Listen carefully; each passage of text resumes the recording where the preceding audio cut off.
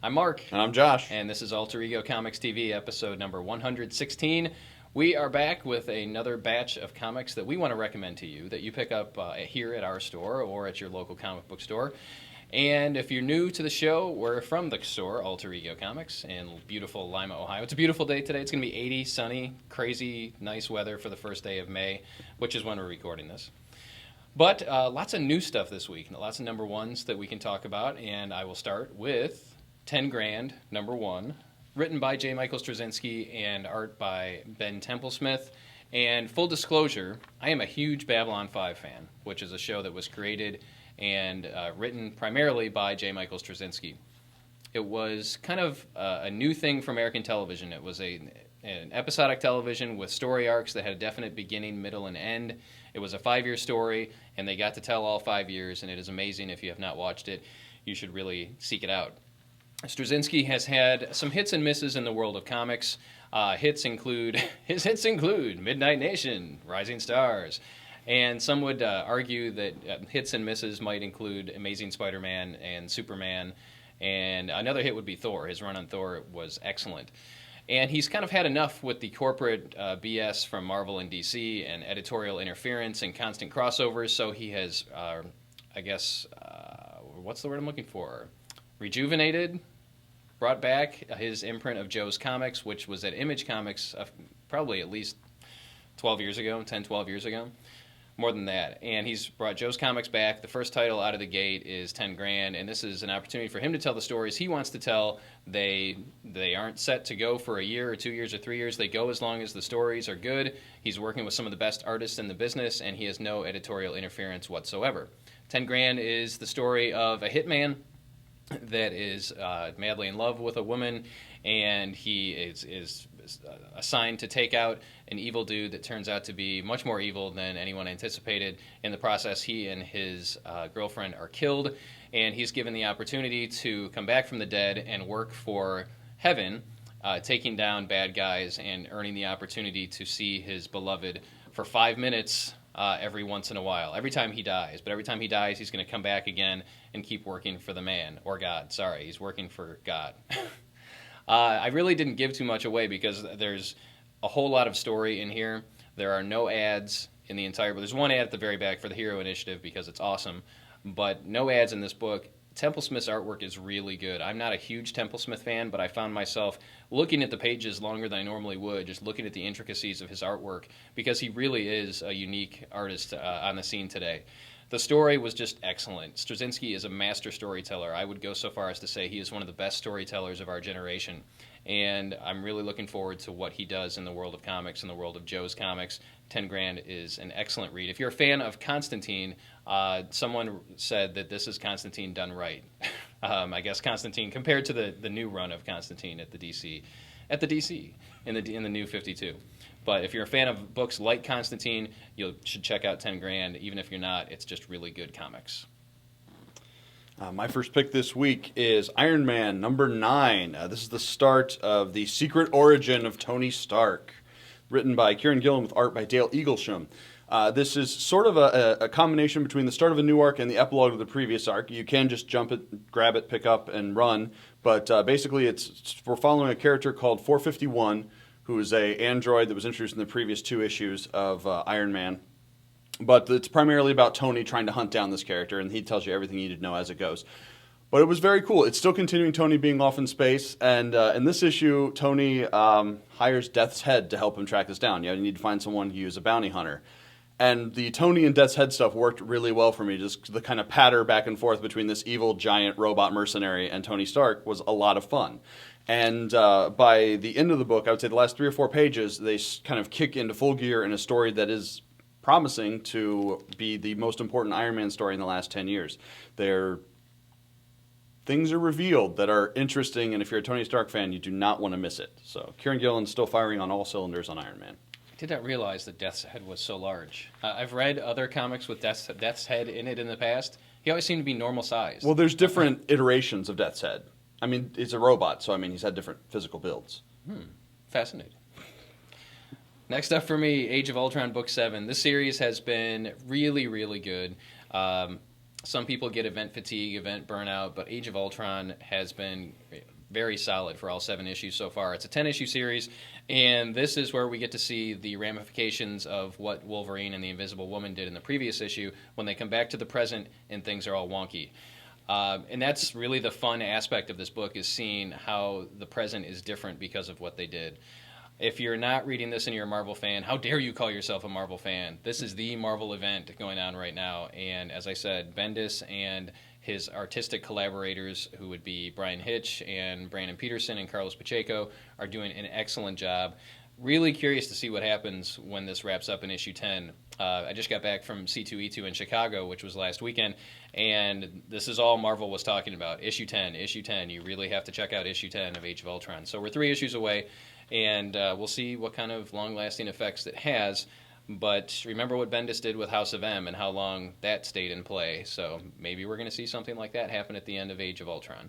But it's a really fun book. It's a great read and perfect for everyone. Next up, we have Superior Spider-Man number 9. This is the issue that Dan Slott has said is going to get him more hate mail than his previous issues, which garnered quite a bit.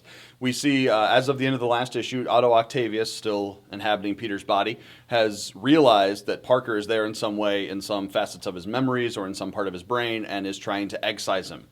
And this is really good. It does, in some ways, feel like a slight rehash of the previous conflict between the two in 700, but I don't care. It really paid off well. You know, you have all of Peter's family and enemies, and it's very emotional. It's well wrought. It pays off a lot of the things that have been earned in the Spider-Man series. You see, it's just fun. It's an important read. It appears to be seriously changing the status quo for Spider-Man or for Octavius, and it's really good. Superior Spider-Man, if you're not reading it, you're wrong. You are missing out. And this, as a longtime Spider-Man reader, Dan Slott obviously has a lot of respect for continuity and for the character, even though some may, light flames and carry pitchforks and call for his head on a stick because of what he's doing to Peter Parker. But he wouldn't be able to write this incredible story without a deep love for the character and for the book. So there's stuff that goes on in here that calls back to the entire history of Spider-Man. So good, so good. All right, last up for me is Suicide Risk number 1. This is written by Mike Carey with art by Elena Casagrande. Okay, so if Boom would have sent me a copy of this in advance or made a PDF available in advance, I would have ordered a lot more than what we have in the store, which is practically nothing, thanks to damages that came from our distributor. So we have, by the time you see this in video, we probably won't have any copies of this left, but hopefully they'll do a second printing, or I'll be able to find some from another retailer, because it was a really good first issue. Mike Carey we like Mike Carey here. He writes good stuff. He writes Unwritten. He did a great job on his run on X-Men. What else? Lucifer. Mm-hmm. And unfortunately, they're not commercially successful usually. He's an excellent writer, but as far as stocking large numbers, it doesn't make sense for us, which is why I went rather conservatively on this. But if you like us, if you like good comics, you should try and find a copy of Suicide Risk. The premise is the majority of the bad guys in the world have superpowers now. Many of them started out as good guys and somehow went over to the dark side. And the thing is, you can buy your superpowers on the street. So you don't necessarily, we don't know how they're getting them until towards the end of the book. But the beginning of the book and the majority of the first issue is this big battle between a bunch of superpowered bad guys and the cops. And the cops have no powers, and they are slaughtered. And there's basically one survivor, a handful of survivors from this battle, and one of them is the main character.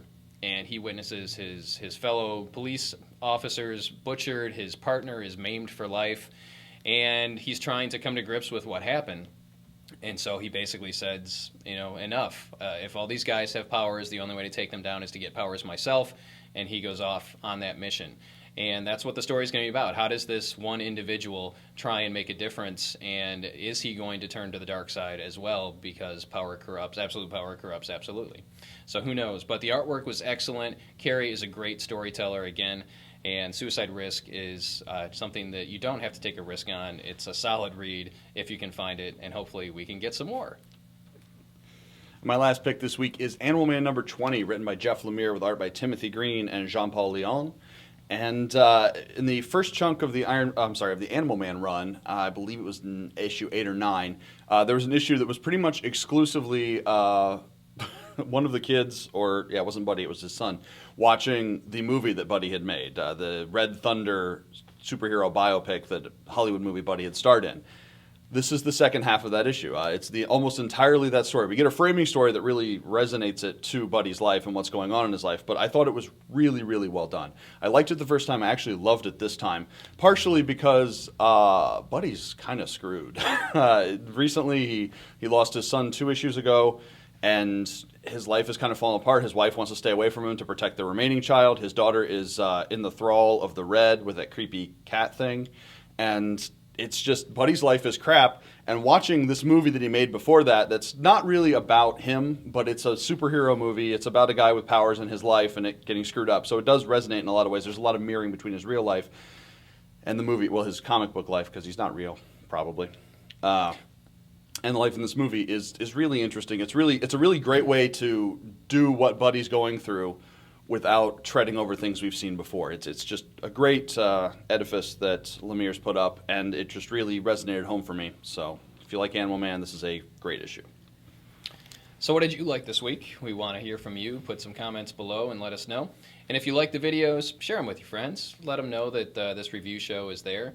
And you can like us on Facebook, and we talk comics there a lot during the week. Also follow us on Twitter, where we also tweet various things that you may find interesting.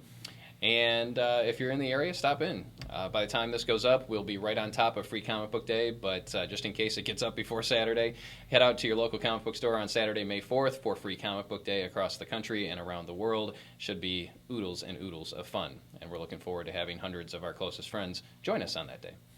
Thanks again for watching. We'll see you next time.